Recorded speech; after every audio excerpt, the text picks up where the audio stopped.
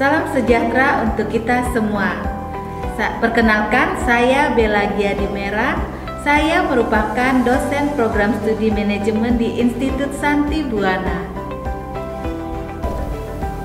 Pada kesempatan ini, saya akan membagikan video pengajaran saya, yaitu mengenai mata kuliah kepemimpinan.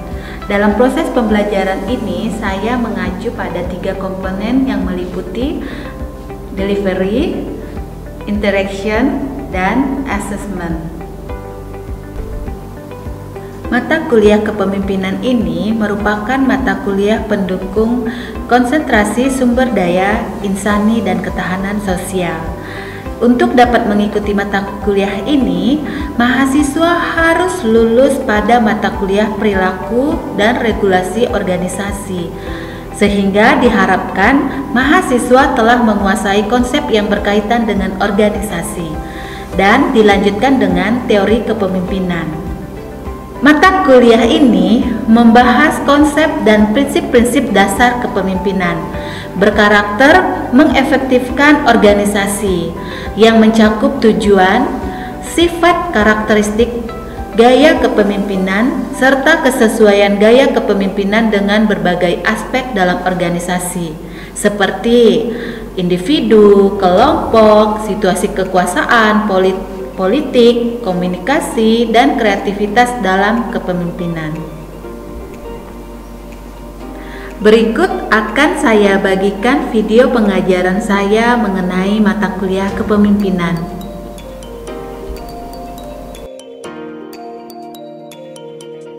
Oke, selamat pagi semuanya. Di sini kita semua sudah gabung ya untuk mengikuti mata kuliah kepemimpinan. Sudah, Bu. Baik. Ya, Bu. Ya, Bu. Baik. Kita pada hari ini akan mempelajari tentang penilaian kinerja dalam mata kuliah kepemimpinan. Jadi di sini setiap kita mahasiswa harus mengetahui tentang penilaian kinerja. Ibu akan share screen. Oke, sudah terlihat? Sudah, Bu. Sudah, Bu. Sudah, Bu. Sudah, Bu. Sudah, Ya. Bu. Nah, kita akan membahas tentang penilaian kinerja. Di sini kalian nanti pada saat sudah di dunia kerja itu akan berhubungan dengan hal ini, begitu. Nah, di sini siapa yang ingin bekerja di suatu perusahaan? Siapa yang mau bekerja di suatu perusahaan? Ada? Ya, Bu. Ya, Bu. Januari Jeffrey, kemudian di sini ada Febria di sini. Ini juga, Bu. menjadi seorang pegawai di suatu perusahaan. Ya, berarti ada Toto juga begitu. Nah, untuk itu kalian harus mengetahui tentang penilaian kinerja karena di suatu perusahaan itu akan berkaitan atau kalian sebagai pegawai itu akan dinilai kinerjanya begitu. Nah, untuk mata kuliah kali ini tentang penilaian kinerja, di sini CPMK-nya yaitu mahasiswa mampu memahami penilaian kinerja. Kemudian sub CPMK pada mata kuliah ini yaitu kalian harus mampu menyusun penilaian kinerja. Pengertian kinerja, apa sih itu pengertian kinerja? Di sini Ibu mau menjelaskan terlebih dahulu tentang apa yang dimaksud dengan penilaian kinerja. Nah, kinerja adalah hasil kerja yang dapat dicapai oleh seseorang atau sekelompok orang dalam suatu organisasi sesuai dengan wewenang tanggung jawab masing-masing dalam rangka upaya mencapai tujuan organisasi bersangkutan secara legal, tidak melanggar hukum, sesuai dengan moral maupun etika. Jadi kinerja ini adalah hasil kerja yang dapat kita capai sebagai seorang pegawai atau sebagai sekelompok di dalam perusahaan tersebut begitu. Jadi sesuai dengan tupoksi yang telah diberikan kepada kita. Pada saat kita menjadi seorang pegawai, kita akan diberikan suatu tugas pokok dan fungsi begitu, dan itu harus kita kerjakan karena itulah yang merupakan tanggung jawab kita. Jadi di sini pekerjaan yang kita lakukan itulah namanya hasil kerja. Kemudian faktor penentu hasil kerja yang utama itu adalah kemampuan serta lingkungan atau sistem kerja yang menunjang. Dan penilaian kemampuan itu adalah merupakan persyaratan utama yang diperoleh dari hasil seleksi penempatan guna dipakai sebagai sumber data awal sebelum dilakukannya penilaian kinerja. Jadi setelah itu diukur pula tingkat motivasi kerja selama melaksanakan tugas yang diemban oleh karyawan. Jadi di sini maksudnya adalah itu penilaian kemampuan atau penilaian suatu potensi yang dimiliki oleh pegawai itu adalah merupakan persyaratan utama. Jadi kalau misalnya yang diperoleh dari hasil seleksi, jadi kalian sebelum menjadi pegawai di perusahaan tersebut, kalian pasti melalui hasil seleksi untuk sebagai sumber data awal sebelum kalian dinilai kinerjanya. Kemudian di sini tujuan dan pentingnya penilaian kinerja. Yang pertama, sebagai dasar pemberian reward and punishment. Untuk hal ini pasti kalian tahu tentang pemberian reward dan punishment ini. Kira-kira adakah yang bisa memberikan contoh seperti apa sih dasar pemberian reward and punishment ini? Maksudnya ini apa begitu? Silakan, apakah ada yang bisa membantu Ibu untuk menjelaskan mengenai tujuan dan pentingnya penilaian kinerja ini sebagai dasar pemberian reward and punishment. Contohnya seperti apa? Misalnya, ini kan penilaian kinerja ini kan sangat penting ya, sangat penting. Jadi, kenapa penting? Karena kalau misalnya kalian mau atau dalam kinerja kalian itu dinilai, kalian akan diberikan reward and punishment. Kalian tahu reward and punishment itu bisa kalian contohkan seperti apa? Penghargaan, Bu. Ya, penghargaan. Kemudian apa lagi? Hukuman. Ya, hukuman. Ya, bagus. Januaris Jepri dan Yosada sedang menjawab. Jadi ini reward ini ya penghargaan, punishment adalah hukuman. Jadi pada saat kalian mendapatkan penghargaan berarti berdasarkan kinerja kalian. Kalian mendapatkan hukuman berarti berdasarkan kinerja kalian juga. Tidak mungkin kalian tiba-tiba misalnya kalian tidak melakukan apa-apa kan. Terus kemudian kalian ini menjadi orang yang misalnya malas-malasan, tidak tepat waktu, tidak disiplin. Kemudian kalian mendapatkan penghargaan.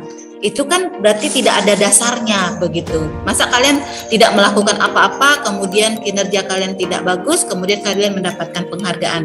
Jadi kalau sudah kalian sudah dinilai kinerjanya, barulah kalian akan mendapatkan penghargaan. Apakah itu kinerja kalian baik atau kinerja kalian buruk?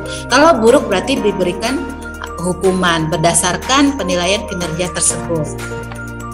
Kemudian sebagai kriteria dalam riset personil, di sini perusahaan atau manajer atau misalnya kepimpinan itu bisa meneliti personilnya sendiri atau melihat bagaimana sih pegawainya, bagaimana sih bawahannya begitu. Jadi dia bisa menilai kriteria dari hasil penilaian kinerja tersebut.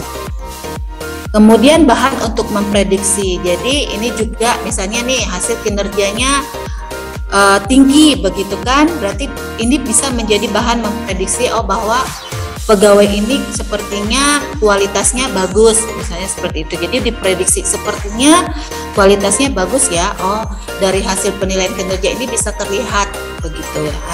Seperti apa pegawai tersebut. Kemudian sebagai dasar untuk membantu merumuskan tujuan program training. Dan di sini sebagai feedback bagi karyawan itu sendiri. Kenapa untuk feedback bagi karyawan itu sendiri? Jadi kita bisa melihat seperti apa sih kinerja kita selama ini begitu. Jadi itu juga bisa menjadi bahan evaluasi untuk diri kita sendiri. Kemudian sebagai bahan kaji ulang bagi organisasi dan pengembangannya. Di sini perusahaan atau suatu organisasi itu dapat mengkaji ulang kira-kira pegawai ini bisa tidak membantu mencapai tujuan organisasi tersebut. Nah, di sini ada jenis-jenis kinerja. Ibu akan menjelaskan mengenai jenis-jenis kinerja. Yang pertama, kinerja administratif, kinerja operasional, kinerja strategik.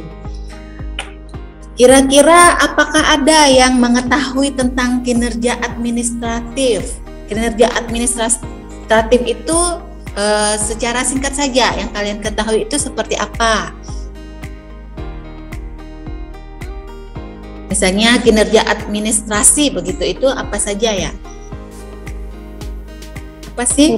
Surat menyurat, Bu. Ya, surat menyurat. Kemudian apa lagi? Kira-kira? Apalagi selain surat menyurat untuk administrasi? Berkas-berkas. Ya, berkas-berkas. Kemudian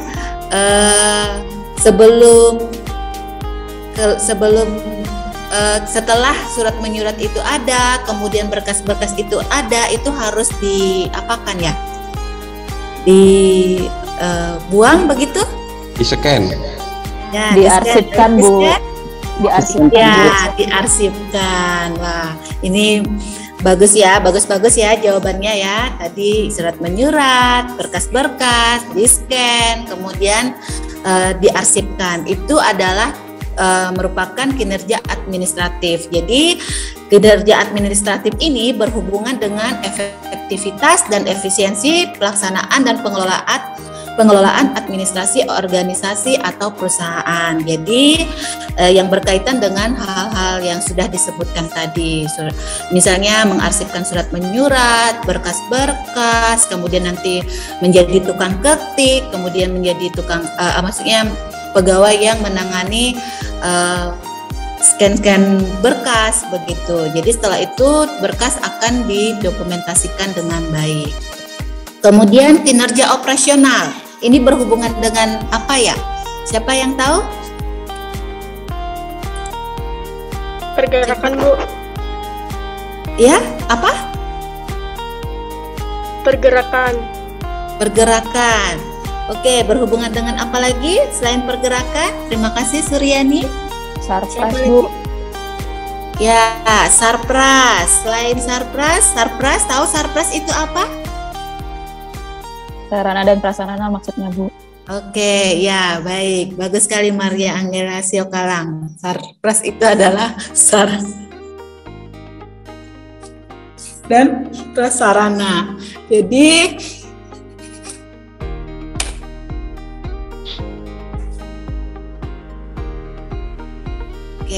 jadi kinerja operasional itu juga berhubungan dengan sarpras. Jadi di sini kinerja operasional itu berhubungan dengan efektivitas dalam menggunakan dan mengelola berbagai sumber daya yang dimiliki oleh organisasi atau perusahaan, seperti misalnya sarana dan prasarana, kemudian nanti sumber daya yang ada, misalnya untuk pembelajaran, sarana prasarana untuk pembelajaran ataupun untuk penelitian, ataupun di dalam perusahaan tersebut banyak hal yang bisa dilakukan dalam kinerja operasional ini. Kemudian kinerja strategi. Di sini ada yang tahu tentang kinerja strategik itu seperti apa? Ada yang tahu? Silakan.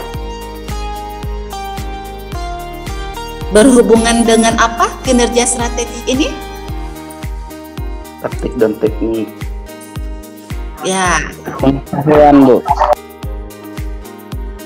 Oke, apa lagi? Baik, di sini kinerja strategik itu berhubungan dengan kemampuan perusahaan atau di bawah kendali pemimpin dalam melakukan langkah-langkah strategik untuk menentukan tujuan organisasi dalam jangka panjang seperti itu. Jadi disinilah kinerja strategik ini untuk mencapai visi misi dari perusahaan tersebut. Ini mengenai jenis-jenis kinerja. Kemudian ada beberapa hal tentang proses penilaian kinerja. Penilaian kinerja dan proses motivasi bisa dilihat pada gambar ini. Di sini harus menggambarkan tentang usaha, kemudian prosesnya setelah misalnya setelah pegawai tersebut harus berusaha terlebih dahulu memperlihatkan atau menjalankan segala tupoksinya, kemudian dihasilkanlah suatu kinerja, kemudian dalam prosesnya dapat mencapai sasaran organisasi dan dapat juga mencapai target individu tersebut. Jadi ini adalah proses penilaian kinerja. Kemudian tahapan rancangan penilaian kinerja. Di sini ada beberapa tahapan rancangan penilaian kinerja. Yang pertama yang dilakukan yaitu menetapkan standar kinerja karyawan tersebut seperti apa. Kemudian kedua merumuskan bersama sasaran yang terukur. Yang ketiga mengukur kinerja. Kemudian yang keempat membandingkan kinerja dengan standar. Apakah standar yang telah ditetapkan itu bisa tercapai begitu. Kemudian yang kelima mendiskusikan hasil penilaian kinerja dengan karyawan sebagai bentuk evaluasi. Jadi pimpinan akan memanggil karyawan yang bersangkutan, kemudian secara transparan membahas tentang hasil penilaian kinerjanya. Dan yang keenam, jika diperlukan harus dilakukan tindakan perbaikan. Begitu. Untuk apa? Untuk bisa memperbaiki hal-hal yang misalnya masih kurang atau belum dapat mencapai standar, itu perlu dilakukan tindakan perbaikan. Ini merupakan tahapan rancangan penilaian kinerja. Jadi bisa kalian lihat proses penilaian kinerja seorang karyawan di suatu perusahaan. Kemudian ada juga beberapa metode atau teknik melakukan penilaian kinerja. Di sini ada rating scale, kemudian ada checklist, ada metode peristiwa kritis, metode peninjauan lapangan, tes prestasi kerja, metode penilaian diri, penilaian psikologis, kemudian analisis jabatan, analisis gap, dan metode sosiometri. Di sini kita akan menjelaskan terlebih dahulu yang pertama, yaitu teknik rating scale. Skala ini adalah penilaian kinerja karyawan berdasarkan suatu skala tertentu atau biasanya disebut skala sikap. Skala yang dikembangkan bisa 5, yaitu sangat baik, baik, sedang, kurang, dan kurang sekali. Kemudian aspek-aspek yang dinilai itu tergantung kebutuhan atau tujuan penilaiannya seperti apa. Dan tekniknya atau metodenya itu selain itu adalah checklist. Ada metode checklist, kemudian ada metode checklist ini adalah penilaian kinerja karyawan dengan memberi tanda pada alternatif pilihan yang dihubungkan dengan pernyataan yang sudah disediakan.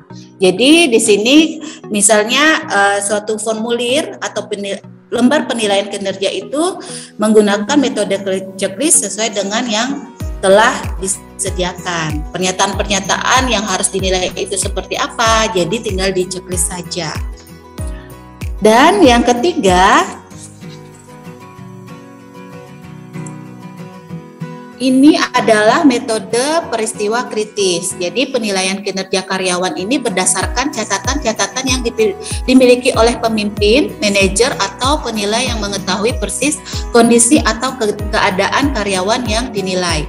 Jadi di sini seorang pemimpin bisa menilai kinerja karyawannya dengan peristiwa kritis. Bisa jadi dalam satu kantor dia bisa melihat bagaimana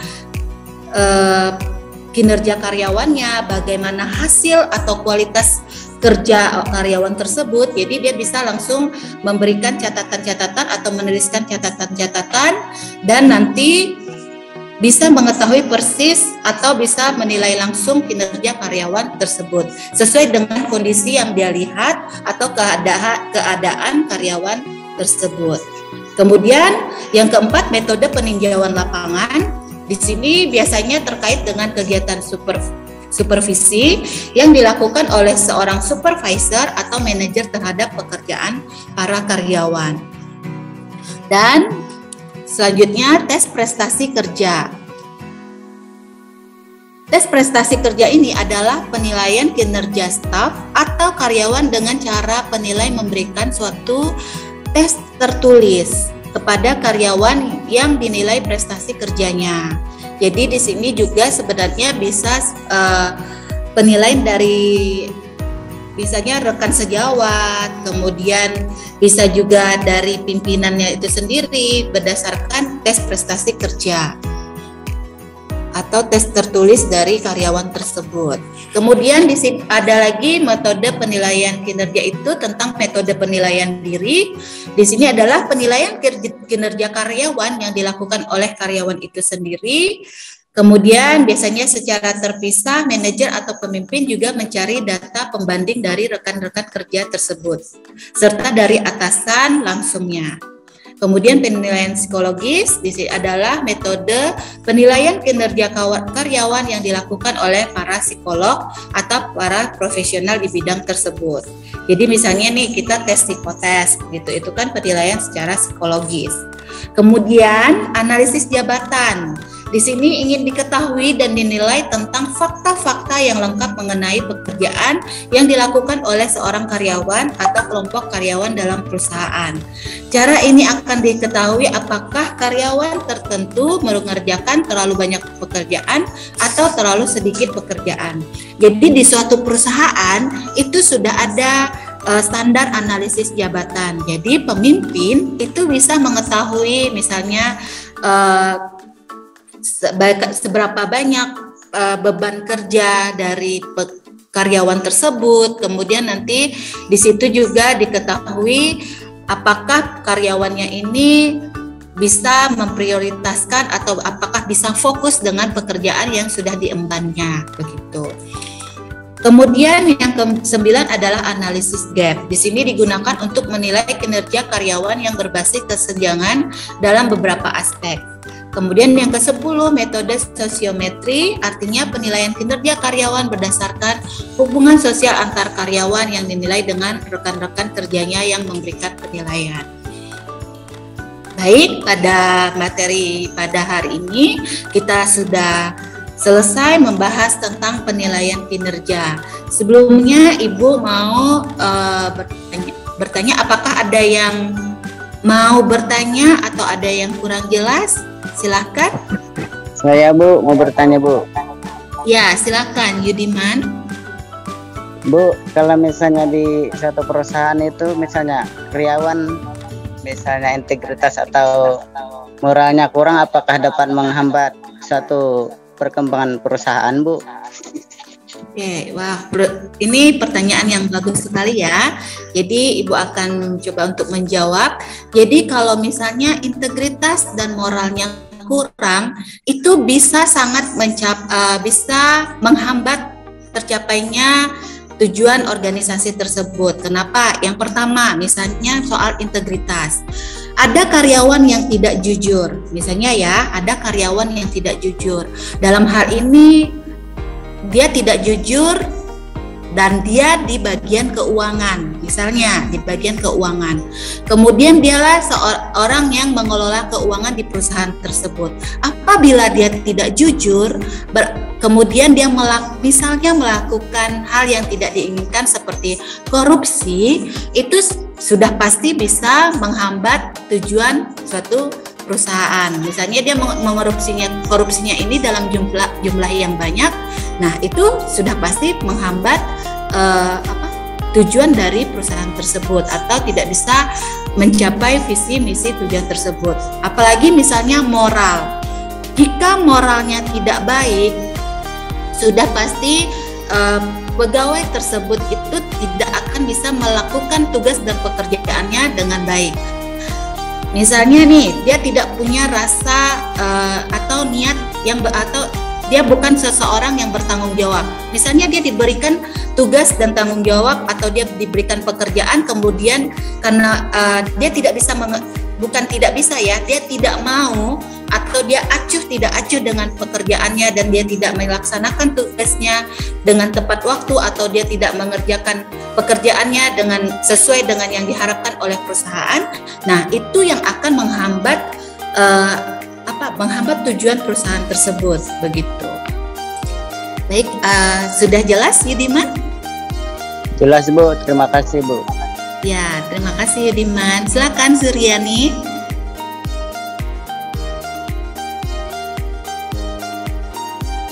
Baik Bu, di sini saya akan bertanya, itu kan jika kita jadi pegawai kantor itu kan pasti ada tanggung jawab ya Bu ya. Ya. Nah, di sini saya ingin bertanya, jika kita sudah melakukan pekerjaan tersebut lalu kita mendapatkan hukuman, nah bagaimana agar kita itu tidak down gitu Bu? Oke, jadi begini. Terima kasih Suryani atas pertanyaannya. Misalnya kamu mendapatkan hukuman atas dasar apakah itu disengaja atau tidak disengaja, misalnya kamu salah ya atau tidak paham mengenai pekerjaan tersebut, kemudian kamu jadi down, berarti di situ itu bisa menghambat diri kamu dalam bekerja. Nanti misalnya kamu jadinya merasa tidak dihargai atau merasa kamu bisa putus asa begitu. Pada saat itu apa yang bisa kamu lakukan dan apa yang bisa kita lakukan, ya kita berusaha untuk ikhlas melaksanakan segala sesuatunya. Jika kamu sudah mempunyai rasa ikhlas, pasti misalnya pekerjaan kamu diterima atau tidak, itu kamu ya sudah, itu jadikan proses pembelajaran begitu. Kalau misalnya salah, perbaiki, salah lagi, perbaiki lagi. Jadi jangan sampai kamu putus asa dan kamu down begitu. Itulah yang bisa menghambat kamu menghambat kamu untuk menjadi diri yang lebih baik lagi begitu. Intinya adalah ikhlas. Pekerjaan kamu diterima atau tidak, kamu dimarah atau misalnya kamu dimarahkan oleh pemimpin atau dicaci maki atau seperti apa, pada saat kamu ikhlas ya sudah.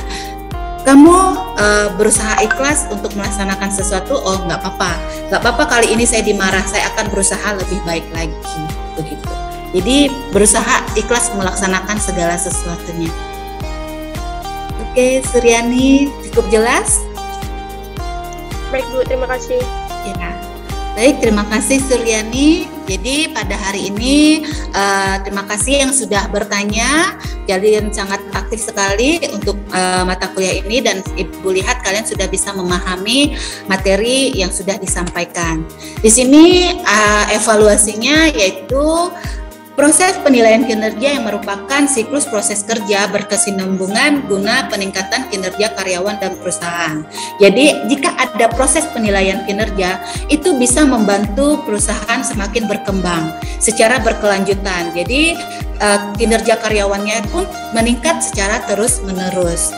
Kemudian prosedur administrasi penilaian kinerja 360 derajat dari semua pihak terkait serta dapat membuat rekomendasi terkait hasil penilaian kinerja. Dan kalian sudah Ibu lihat sudah menguasai tentang pengertian kinerja, tujuan dan pentingnya penilaian kinerja, jenis-jenis kinerja, proses penilaian kinerja, kemudian tahapan rancangan penilaian kinerja dan metode ataupun teknik melakukan penilaian kinerja. Oke, karena kalian sangat sudah baik sekali memahami materi ini, Ibu akan memberikan kalian tugas kelompok. Jadi nanti ini akan kalian kumpulkan minggu depan. Silahkan kalian membagi 3 kelompok. Kalian harus membuat suatu formulir penilaian kinerja. Jadi kalian rumuskan dulu standar penilaian atau penilaian kinerja secara kuantitatif. Jadi dari situlah kalian bisa menghasilkan suatu formulir kinerja. Nah, untuk ini sebelumnya Ibu akan memperlihatkan contoh penilaian lembar penilaian kinerja. Jadi di sini ada lembar penilaian. Sebelum kalian menghasilkan lembar penilaian kinerja ini lembar penilaian mahasiswa. Contohnya lembar penilaian mahasiswa untuk dosen. Begitu. Jadi kalian bisa lihat, kalian harus rumuskan dulu standar penilaian kinerja seperti apa, kemudian nanti aspek-aspek yang mau kalian nilai seperti apa, dan kalian akan memberikan rentang skor untuk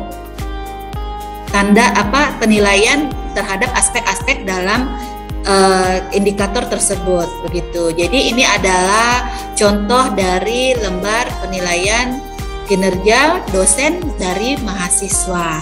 Ini bisa kalian nanti jadikan acuan.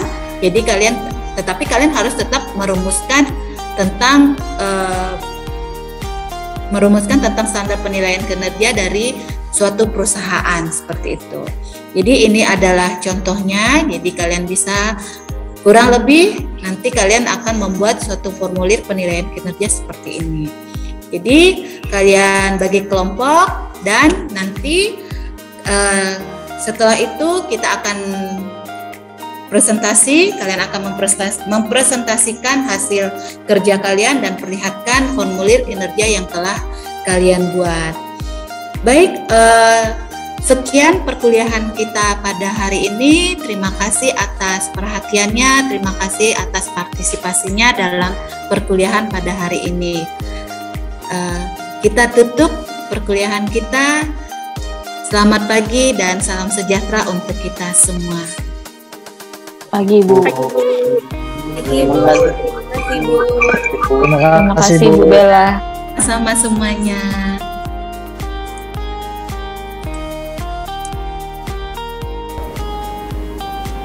Baik, sekian video pengajaran saya yang telah saya bagikan mengenai mata kuliah kepemimpinan. Terima kasih.